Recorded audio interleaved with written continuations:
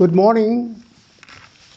Today we shall see a few spoken English sentences with Tamil meaning and explanation.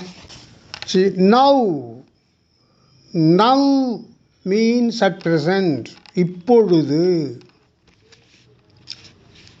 Now I am talking. இப்பொழுது நான் பேசிக்கொண்டிருக்கிறேன். இப்போ அதர்னு ஒரு word இருக்குது. அதர்னா பிற, மற்ற அப்படின்னு அர்த்தம்.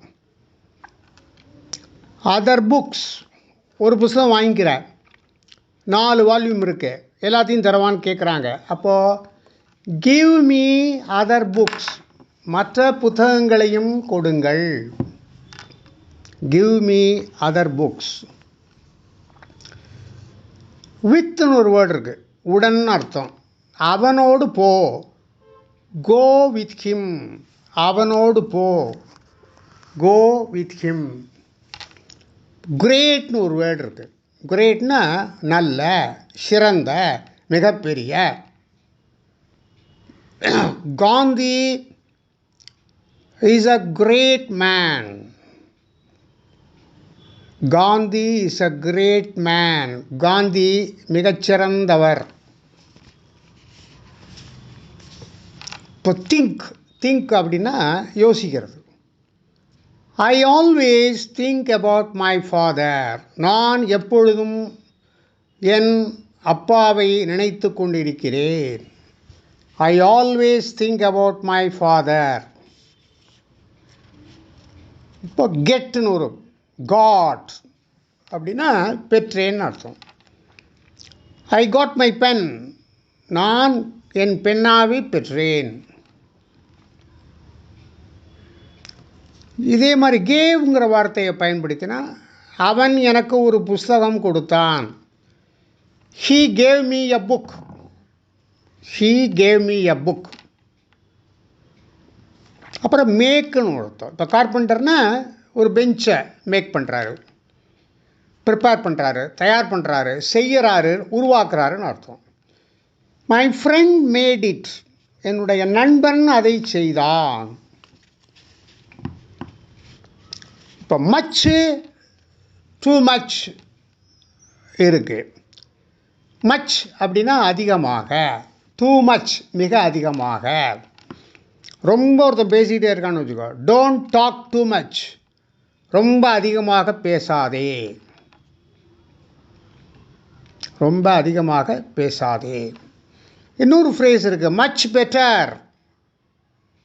ஒன்றை விட இன்னொன்று மிகச்சிறந்ததாக இருக்கிறது. A pen is much better than a pencil. ஒரு பென்சிலை விட ஒரு பேனா மிகவும் சிறந்தது. மெனினா பலன்னு அர்த்தம். அது ப்ளூரல், நிறையன்னு அர்த்தம்.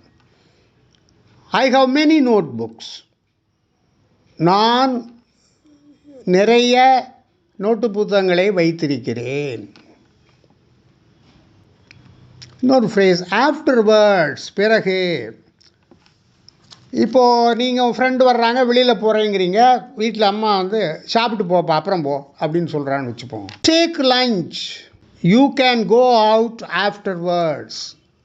மதிய உணவை சாப்பிடு, சாப்பிட்டப்புறம் அப்புறமா நீ வெளியில் போகலாம். அதுக்கு அந்த மீனிங். ஆஃப்டர்வர்ட்ஸை எப்படி பயன்படுத்துறதுன்னு பார்த்தோம். தேன், விடன்னு அர்த்தம். இப்போது சில நேரம் நல்ல ஜில்லுன்னு காற்று வரும், ஐஸை விட கூலாக இருக்கும். The breeze is colder than ice. ஐஸை விட குளுமையான தென்றல் காற்று வீசுகிறது. வாட் எவர்னா எதாக இருந்தாலும் நான் என்ன செய்யலாம், எதை விரும்புகிறையோ அதை செய். Do whatever you like to do. உனக்கு என்ன பிரியமோ அதை செய். எப்போ வேணாலும் நீ வெளியில் போய்க்கலாம். You can go out whenever you want. Whenever, எப்பொழுது வேண்டுமானாலும். நீ எப்பொழுது வேண்டுமானாலும் வெளியே செல்லலாம். ஈவன் தோன்னு ஃப்ரேஸ் இருக்குது, இருந்தால் ஆப்போசிட் மீனிங்கில் வரும். இப்போ நீ தண்ணி 2 கிளாஸ் குடிக்கிற, இருந்தாலும் எனக்கு தாகம் தீரலைன்னு வச்சுக்கோ. Even though we drank 2 glasses of water, we are still thirsty. thirstyனா தாகமாக இருக்கு, இன்னும் போகலை. 2 கிளாஸ் தண்ணீர் குடித்த பிறகும் எங்களுக்கு தாகம் நிறையவில்லை. அடுத்தது இஃப், இருந்தால்னு அர்த்தம். உனக்கு உதவி தேவைப்பட்டால் என்கிட்ட கேளு. If you need help ask me. If you need help ask me. இருந்தாலும், இன்ஸ்பைட் ஆஃப், ஒருத்தனுக்கு உடம்பு சரியில்லை, ஆனால் அவன் பரீட்சையை நைஸாக போய் எழுதிடுறான்னு வச்சுக்குவோம். In spite of illness he wrote the test. அவனுக்கு உடம்பு சரியில்லைன்னு இருந்தால் கூட அவன் போய் பரீட்சையை எழுதினான். ஆஸ் சூன் ஆஸ், கூடிய விரைவில். டப்புன்னு கிளாஸ்குள்ளே போவாங்க 10 பேர், டீச்சர் வராங்கன்னு டப்புன்னு உட்காந்துருவாங்க. அப்போ as soon as the boys entered the room they sat down. வகுப்புக்குள் நுழைந்த உடனேயே அந்த பையன்கள் அமர்ந்து கொண்டார்கள்.